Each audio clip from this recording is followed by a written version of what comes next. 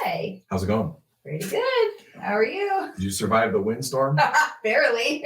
Yeah. I was like hearing things falling on my house and power. I had no power for 24 hours. I didn't either. Yeah. Well, Mr. Solar. So how long? So it was cloudy. How long did your batteries last? They made it. They made it the whole time.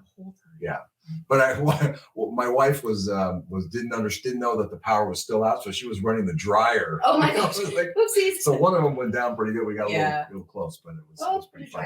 But I've been around for a long time here, right? And I've never seen it that windy ever. Yeah, in my whole life. Wild. Yeah. There's a bunch of trees in my backyard, branches from the neighbors' trees. Yeah. I saw some videos of like trampolines that flew out of people's yards over the fence into the next yard. I'm surprised my umbrella made it. It was up. I had the patio umbrella up on accident. You know those big chairs I have in the back by my pool, those big ones that swivel, they got blown into the pool.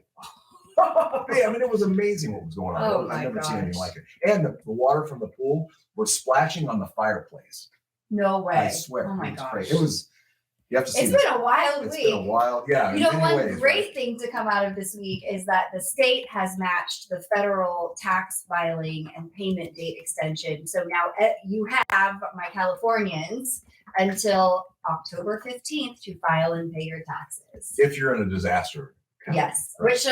That list is getting pretty long here. Yeah, it's getting pretty bad. Yeah, right. But you don't have to. If you owe them money, you don't have to pay them by April 15th. You have another 6 months to get interest. Yeah. That's like, if you have it in the right place, which we're going to talk about, you're going to get another 2%. Yeah. And that's like 2% less tax in a way, right? Yeah, this is pretty fantastic.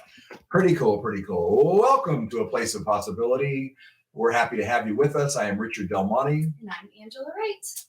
Thank you for being here. Yeah. What are we talking about today? Well, the topic of the hour, obviously, we're talking about banks, bank failures, bank deposits. We have had so many questions from friends and from clients come our way. What is going on with the banks? Am I safe? So we're going to cover all of that today. We're going to talk about some of the high-profile bank failures, really the unexpected consequence of the Fed raising interest rates to tamp down inflation. It's caused quite a bit of concern, some panic per usual. You know, the media is riding high on this one. And, there are people who are concerned that this might be the beginning of the end for our economy, our banking system. It's Armageddon. And we'll talk about that as well and what we think. Yeah. Great. And events have been moving so quickly that we're going to cover what's happened so far and help you understand what, if anything, you need to do to protect your hard-earned savings from letting you become a victim of the fallout of these bank failures. Just to recap what's been going on, in case if you've fallen in love lately and your head has been in the clouds, or if you've been in a coma and you didn't really know what was going on, we've had 3 regional banks fail last weekend. And there have been other shoes to fall in the ensuing days. And it's created a fair amount of volatility in the stock market. Not a ton, really, but a ton of volatility in the bond markets. It's been utter chaos there, especially the Treasury markets. Yeah. So let's talk specifics. The banks that failed last week were Silvergate, Silicon Valley Bank, and Signature Bank. You probably only recognize one of those names in your day-to-day banking because they were small and regional banks. So the biggest one, the one Silicon Valley Bank, let's talk about that first. It was founded in 1983 in Silicon Valley, and it catered to venture capitalists, startups, and the technology industry, which, as you know, those people make a lot of money. So they're putting their deposits there too, in addition to getting their financing from the bank. They built up a tremendous business. And in fact, in 2021, their deposits ballooned by 86%. Wow. That's amazing for a bank. Sure. And they've been riding high for decades. Yeah. Until last week, that is. What happened was a series of shockingly inept and rookie mistakes by bank leadership, by the regulators. They should have some of the blame as well. And also, let's face it, by the depositors in the bank. They're to blame as well. And so, so I feel like we might be seeing another Michael Lewis documentary coming out. Like, watch Netflix. He's writing very quickly right now, for sure. So when banks take in deposits, they have to invest that money, those deposits, in assets that earn a higher return than the interest that they're paying the depositors, right? That's kind of common sense. That's how banks make money. You know? Yes. Yeah. And, I have my friends like sending me these videos of these people who are acting like they've blown the lid on some massive banking conspiracy because they're telling people banks reinvest your money. Oh my goodness, what are we going to do? It's like, that is the literal business model of a bank. That's how they make money, by making money on your money. It's not inherently a bad thing. And it's like, what did you think banks do? Take your deposits, make these transactions, pay you interest like out of the kindness of their hearts? No, they have to make money. And this is one major way in which they do so. For sure. So what banks have to do is they have to match, one of the things is they have to match the maturities of the investments they make with the money that they get from depositors to the anticipated withdrawals of the depositors themselves. And importantly, they have to be ready for any sudden out of the ordinary surges and withdrawals from their customers that will happen kind of without notice. Right? So this is where things get dicey, especially for Silicon Valley Bank's customers, because it was almost all in the tech industry. And they made the bank more susceptible to swings in the tech industry's fortunes. And let's face it, every industry has booms and busts, but the tech business, whoa, lollapaloozas, right? So if you don't think so, think about the lead up that went into before the late 1990s when everything that had an internet, URL after or .com that was attached to a company was bid. They had startups. They made a fortune. Everybody became gazillionaires. Followed by a bust when in 2000 to 2001, when boom, everything blew up and the .com whole fiasco happened, and the tech stocks went down by about 80% value that period of time. So they are booms and busts on steroids, and so the bank was really concentrated in that industry. When the Federal Reserve decided to slam the brakes on interest rates and start on low, cheap money and raise interest rates in early 2022, tech firms especially were really vulnerable to that, because a lot of them, the startups, for example, they need to borrow money. They need access to cheap money to be able to fund these startups. In the beginning periods, they burn a lot of money. They don't have any profit, so they're spending, building infrastructure, hiring great people, doing research and development, all that stuff, and it costs a fortune. Well, they ran out of startup money. It all just went dry. So they had to go to the bank, which everybody banked at Silicon Valley Bank, and they had to pull out money. And Silicon Valley Bank was like, "Oops, we weren't expecting this." So this caused Silicon Valley Bank to have to sell their reserves, their collateral, faster than they anticipated. And it turned out the bank had been investing, unbeknownst to most people, except I guess the bank, certainly not the regulators, they didn't seem to know, but they've been investing the money in longer term treasuries and mortgages, which normally is not bad. Those are guaranteed, 100% full faith and credit of the U.S. government on the Treasury bill side and Treasury bond side.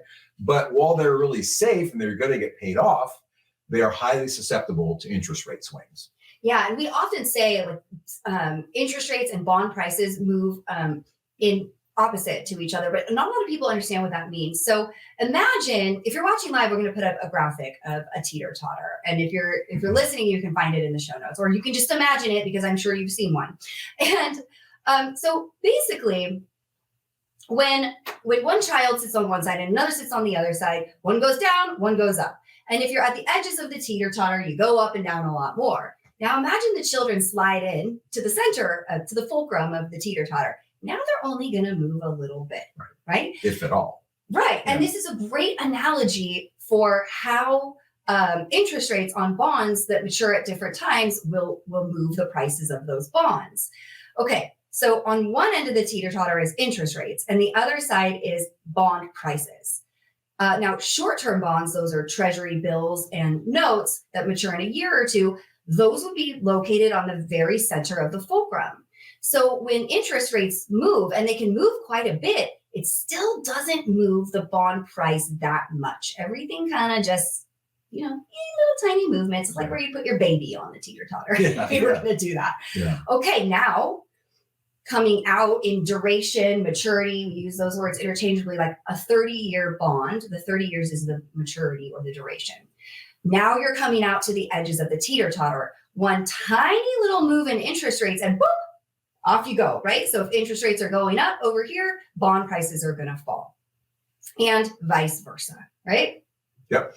So what happened with the Silicon Valley Bank is when interest rates rose over the last 15 months, even though those investments were guaranteed to pay off, the current market value of the collateral went way down, and there was not enough money in collateral to back up the customers' deposits at the bank.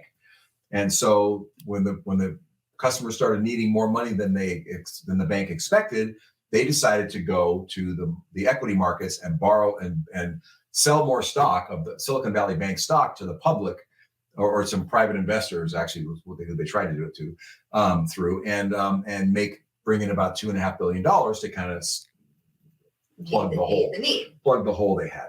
Well, when that became public, because they had to issue that in a Form 8K filing with the SEC, people started panicking.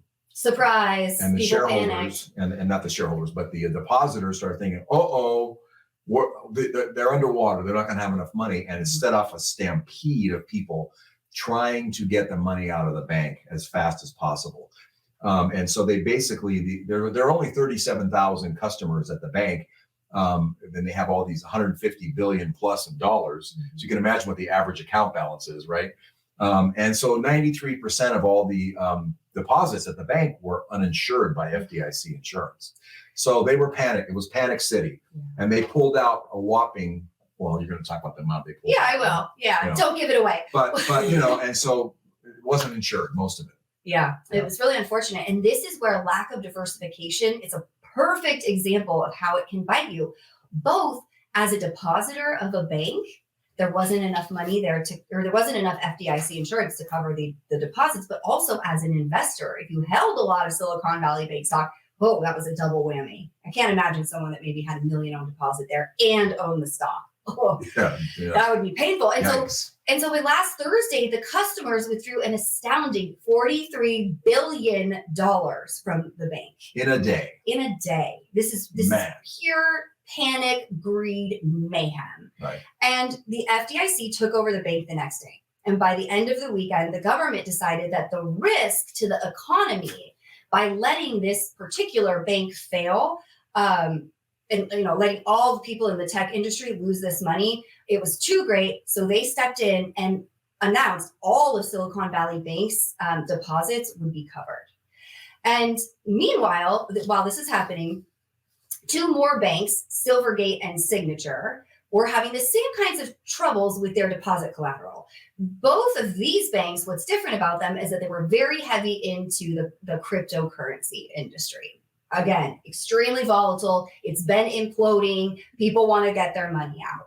So similarly to Silicon Valley Bank, everybody ran for their money and the bank imploded. Silvergate, to their credit, their customers were always covered because they shut down operations and paid them out before we could get to the point of the FDIC having to take over. And Signatures will be backed by the Fed. So people are going to get their money out of these banks. It's really important, though, to just drive this point home.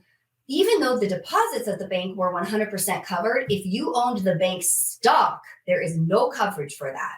Bye-bye. Investing in a stock is inherently risky, and you lost a lot of money if you were one of those shareholders. And this is why we would never recommend a client put any more than 10% of their investments in any one security, bank, healthcare company, whatever. Right. Never more than 10% in one security. Right. Meanwhile, back at the economy, fears have been expanding over the week that other regional banks and other players that are, may be susceptible to the same kinds of risks, and that banks in general were too risky. So the market started selling a lot of these stocks. The investors were panicking. They drove down almost every financial company down. Even Charles Schwab has driven way down, in value. And yesterday, the next shoe dropped where Credit Suisse, which is a Swiss bank, large bank, they needed to get a bailout from the Swiss government to the tune of $50 billion. They didn't really say what the reason was. I think it's the same kind of thing, though. It's maturity and deterioration issues. And so Again, that set off another wave of panic, and people were very upset. And there's another bank that's locally here in San Francisco area called First Republic Bank, and they've been kind of going up and down a lot, in their share price. They keep assuring us that they've got plenty of money, but today some of the larger banks in the U.S. gave them $20 billion in deposits to keep them going. So that kind of ended the fears of First Republic. That's over. And the banks are going to get their money back when everything settles down. It's not like they gave them $20 billion. They just put money there instead of having it wherever else they put it. So we're not out of the woods yet, but there's probably a few more shoes to drop in the near term. Other banks, other situations that are coming to light. That said, this is not the 1930s, folks. And it's not even like the 2007, 2009 Great Recession, where bank balance sheets were filled with toxic debt, junk, garbage that was worth nothing, mortgages that were worth nothing, and derivatives. This is not then. Over the past 15 years since that Great Recession, banks have been required to change their holdings, their collateral, to really high quality investments, which means typically those are sovereign investments, sovereign debt and that means debt of the U.S. government and other major safe, mainstream governments in the world, France, Germany, etc. So, and the banks have been subjected by regulators to stress tests to assure that they can withstand whatever comes, risky, unstable times come in the future. However, this latest fiasco in the last week has uncovered the fact that, hey, regulators, you're going to have to start paying attention to the maturities of these bonds to assure that we never get in a situation like this again. And that's, we don't want to be here again. And they will do that. We'll will. Well, yeah. We'll fix it. I mean, in many ways, we were very much prepared for this. Yeah. Right? I mean, the only people who are really out their money are people invested in these banks. Unfortunately, the employees of some of these banks, the leaders. But, the systems and regulations were put in place. The ones put in place during the Depression were working. And now they just need to be improved, tweaked, to prevent something like this from happening again. Right. So many clients have been asking us, am I protected? I have money at XYZ bank, am I protected? So let's talk about how to make sure that you are protected in any bank accounts that you own.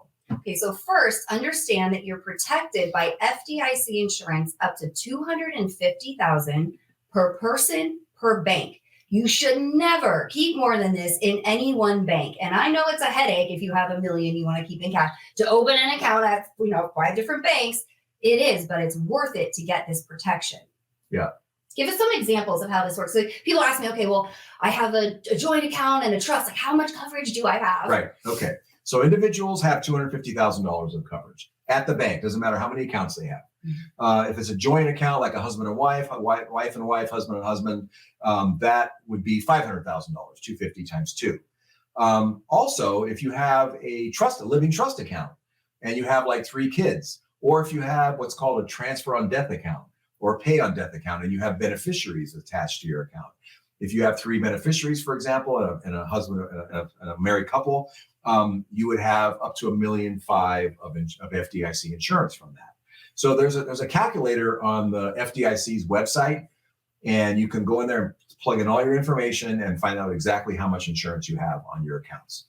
Recommend that you do that if you're even at all concerned, or you can give us a call and we'll do that for you if you're a client. Yeah. So people have also asked me, well, how do I know if an individual bank is safe for my deposits? The first and really only thing you need to look at is, are they FDIC insured or not? And the way you would know that, go to their website. It's at the very bottom of their website, and it will say FDIC member. And I'm going to tell you, if you've heard of the bank before, they're an FDIC member. Sure. There are I don't know that there are any even allowed to be a bank that's not. No. So you don't need to worry about that. And so with that, it doesn't really matter how solvent the bank is, because the FDIC will take care of you in an emergency situation. Most banks are also publicly traded entities, which means you can look at their financial statement. So if you really want to dig in and know if your bank is solvent, go take a look at that. If you're planning on buying a bank stock, you must take a look at those financial statements. But really, we're talking about putting your deposits at the bank right now. Right. So are online banks as safe as the brick and mortar banks? Good question. The answer is yes, so long as you have FDIC insurance. We're going to keep pounding this away on this show. Yeah. Because it doesn't matter what bank you're in, don't get complacent and don't have more than the insured amount for any reason at all. Yeah. Okay. So let's talk about some other alternatives for your money. Where do we put all of these bank deposits, and what are we going to do about it? Right. So first, as Richard was just saying, online banks are a great alternative to your brick and mortar, Wells Fargo, Bank of America, Chase. They pay much higher interest rates on your savings. I'm talking like 3.5% to 5% to your banks. What are they up to now? 0.5%? If you're lucky. At Bank of America. Yeah. So this is, a win-win for you. You can open an account online right now, put in your bank information and transfer $250 per person into these online banks and start earning a better interest rate right away. And one of the reasons they can do this, somebody asked me like, well, that sounds shady. How come they can pay so much more? Are they a real business? Yeah, they're a real business. And the reason is they don't have all the overhead that the brick and mortar banks have. They don't have office rent for one thing.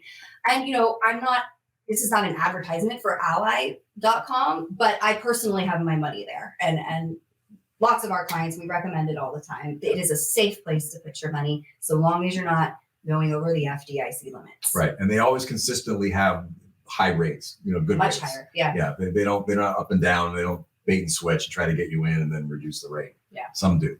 Nice. Okay. The next place to keep some safe money is broker money market funds. So we're talking about like the Schwabs of the world, Fidelities, Vanguard, Merrill Lynch, etc.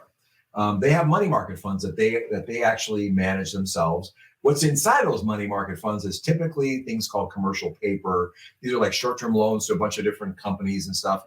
Very well diversified. Nobody's ever lost a penny in those ever. There was one time during the Great Recession when one of those went from $1 a share down to 99 cents and everybody went crazy and the government stepped in and backstopped them. So, but nobody's, 50 years they've been around, they've been completely safe, but they don't have FDIC insurance because they're not bank products.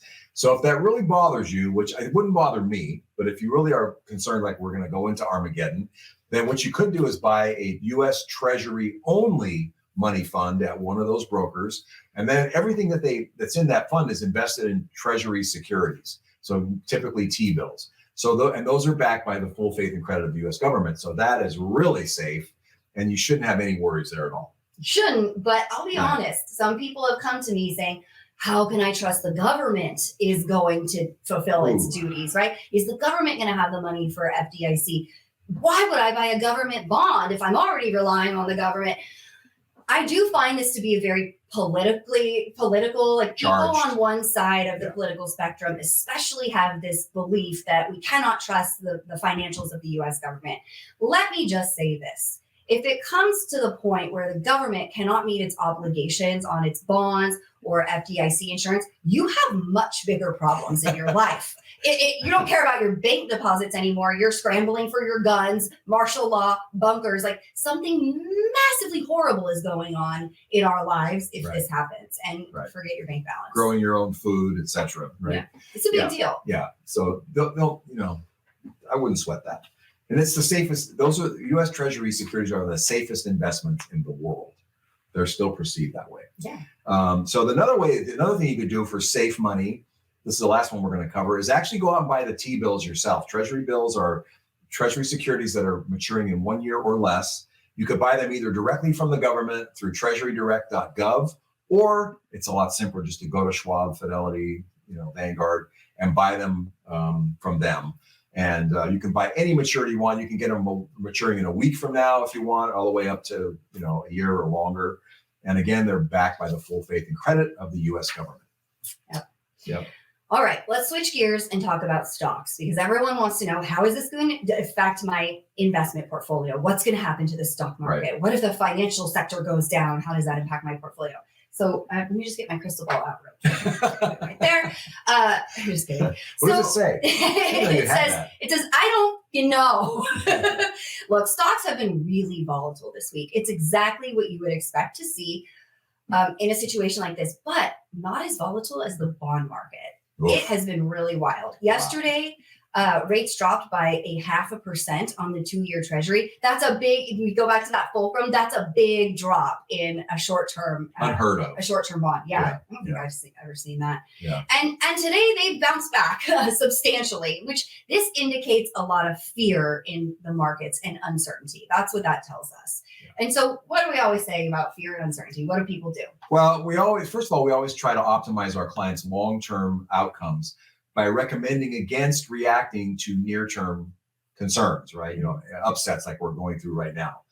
This philosophy is based on our own principles and others' best thinking about how to improve your odds of investment success over long periods of time.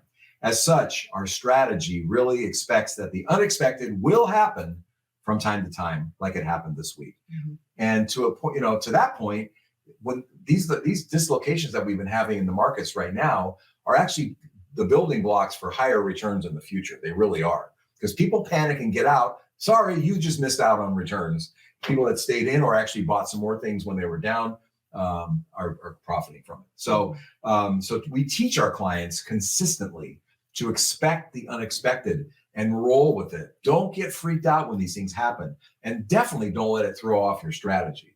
We use an analogy. We were talking about the weather the other day, with the wind and everything. When the windstorm hit, those of you in the Bay Area, well, what did you do when the windstorm hit? I stayed inside my house. Yeah. You didn't go out shopping and go? No, I didn't. And, it's like when the massive windstorm is happening, just think about it like this. Is that the time to go out and prune your trees? No.